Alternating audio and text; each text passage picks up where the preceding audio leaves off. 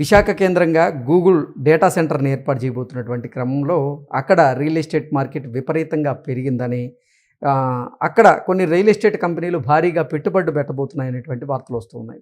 ఇంతకీ ఏ ఏ ప్రాంతాల్లో real estate market విలువ ఎలా ఉంది అక్కడ అంటే ఏం చెప్తారు? వాస్తవానికి 2024 ఫిబ్రవరి నుంచే బూమ్ స్టార్ట్ అయిపోయింది.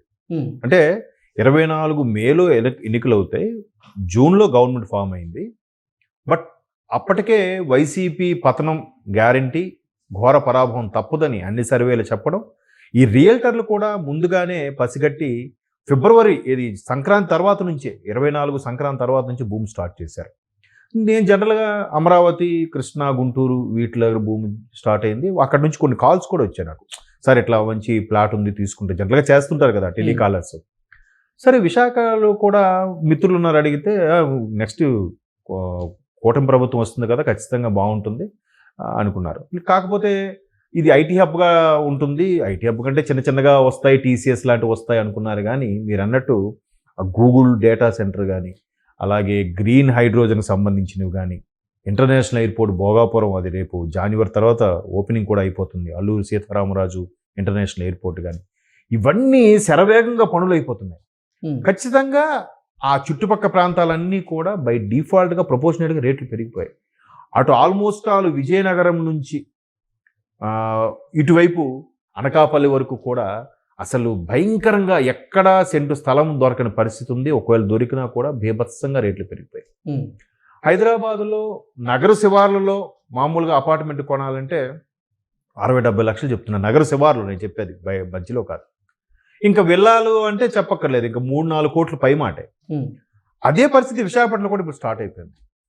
ఏ మధురవాడలో అనుకుంటున్నారో, లేదంటే అటువైపు తగరపోలస్ వైపు, అటు విజయనగరం వైపు, లేదా ఇటు అనకాపల్లి వైపు, ఇటు పరవాడ వైపు, ఇట్లాంటి ఎక్కడ చూసినా కూడా భయంకరంగా రేట్లు పెరుగుతున్నాయి. కారణం ఏంటంటే, ఒకటి డెవలప్మెంట్ ఉంది, టెక్ దిగ్గజాలన్నీ వస్తున్నాయి. కూటమి ప్రభుత్వం కూడా చాలా కాన్సన్ట్రేట్ చేస్తుంది దాన్ని. అంటే డెవలప్మెంట్ అంటే ఒకే దగ్గర కాకుండా బైఫరికేట్ చేద్దాం ఉద్దేశంలో ఇక్కడ అమరావతి అనేది ఒక విశ్వనగరంలా తీర్చిదిద్దాలి. అలాగే ప్రకాశంలో ఒక రకంగా, రాయలసీమలో ఒక రకంగా, కర్నూలుకి అనంతపురం మధ్యలో కొంత ఐటీ హబ్ని, ప్రధాన ఐటీ హబ్ని విశాఖను, ఇట్లాగ ప్రతి విశాఖ కేంద్రంగానే ఇప్పటికే 6 లక్షల కోట్ల రూపాయల పైన పెట్టుబడులు వచ్చినట్లుగా తెలుస్తుంది. డేటా సెంటర్ల రూపంలోనే 3 లక్షల కోట్ల రూపాయల పెట్టుబడులు అయితే. అవును, అంటే Google data centre, TCS data centre, Sify, అలాగే మెటాకి సంబంధించినటువంటి డేటా సెంటర్, ఇలా రకరకాల డేటా సెంటర్లు అక్కడ ఏర్పాటు కాబోతున్నాయి. దాంతోపాటుగా కార్పొరేట్ సంస్థలు, ఎన్నో కార్పొరేట్ సంస్థలు, ఐటీ దిగ్గజాలు కూడా వస్తున్నాయి. సో ఈ నేపథ్యంలో అసలు విశాఖలో అనుకోని విధంగా రియల్ ఎస్టేట్ భూమి పెరిగినట్లుగా విపరీతమైనటువంటి మార్కెట్ అక్కడ ఉన్నట్లుగా తెలుస్తుంది. దాని మీద అంటే ఆల్రెడీ స్థానికంగా ఉన్నాయి, చిన్న చితక దగ్గర ఒక 50-60 కంపెనీలు ఉన్నాయి. కాకపోతే ప్రధానంగా పెద్ద పెద్ద ఇప్పుడు మైండ్ స్పేస్ చేశారు, రహేజా వాళ్ళు, తర్వాత సత్వ అని. మీరు ఈ మధ్యకాలంలో మీరు చూస్తే ఆల్రెడీ మనకు పంజాగుట్ట నుంచి అటు గచ్చిబౌలి వరకు ఎక్కడ చూసినా సత్వ, SATTVA అని ఉంటుంది, సత్వ అని. వాళ్ళు బెంగళూరు చాలా చోట్ల ఉన్నాయి. వాళ్ళు రహేజా వాళ్ళు, తర్వాత ఎరీనా అని ఉంటారు కొంతమంది, ఎరీనా 1 అని వాళ్ళు. వీళ్ళందరూ కూడా ఇప్పుడు విశాఖపట్నంలో వాళ్ళ యొక్క కార్పొరేట్ ఆఫీసులు స్టార్ట్ చేసి ఆల్రెడీ ఈ రహేజా వాళ్ళు మధురవాడ కేంద్రంగా సుమారుగా 2,500 కోట్ల రూపాయల పెట్టుబడులతో భారీ కాంప్లెక్స్ అవి కట్టబోతున్నారు. అంటే మరో మైండ్ స్పేస్ అక్కడ మనం చూడొచ్చు. మరి అంత పెద్ద కంపెనీలు ఎందుకు వస్తున్నాయి? ఇవన్నీ అబద్ధాలు అయితే మీరు అన్నట్టు ఒక 10 లక్షల కోట్ల రూపాయలు కాకుండా, స్టార్టింగ్లో 3 లక్షల కోట్ల రూపాయలైనా ఇవన్నీ రాకుండా, అవన్నీ పక్కాగా ఆధారం లేకుండా ఇంత పెద్ద రియల్ ఎస్టేట్ కంపెనీలు అక్కడ రావుగా. ఇప్పుడు మైండ్ స్పేస్లో మీరు వెళ్ళారంటే హైదరాబాద్ రహేజా మైండ్ స్పేస్కి లోపల కొన్ని వందల కంపెనీలు ఉన్నాయి. అవును, ఎన్నో బ్లాకులుగా ఉంటాయి.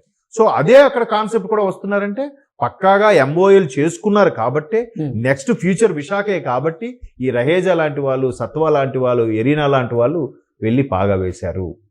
ఆల్రెడీ చిన్న చితకా వాళ్ళు కూడా ఈ పెద్దవాళ్ళతో టైఅప్ చేసుకొని వాళ్ళ యొక్క భూముల రేట్లు పెంచుకుంటున్నారు. పైపెచ్చు కూటమి ప్రభుత్వం వస్తుందని ముందే తెలుసు అనుకుంటా ఈ సీనియర్ IAS ఆఫీసర్లకి. లాస్ట్ టైం గవర్నమెంట్లో ఉన్న చీఫ్ సెక్రటరీ స్థాయి వ్యక్తులు కూడా ముందే భూములు కొనేసి పెట్టుకున్నారు వాళ్ళు.